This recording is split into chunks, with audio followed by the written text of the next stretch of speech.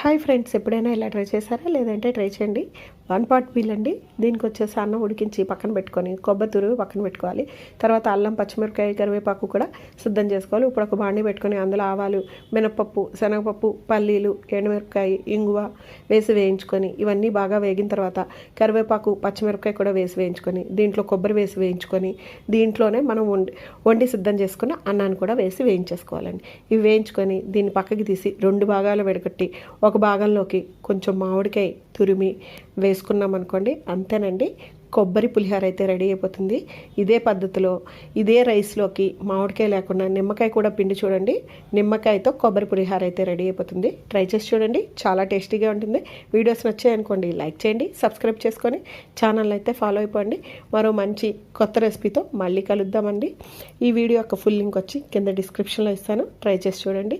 Video నచ్చిందనుకోండి ఒక చిన్న like కొట్టి ఒక చిన్న కామెంట్ పెట్టండి. థ్యాంక్ యూ అండి. Thank you so much for watching. Please subscribe my channel.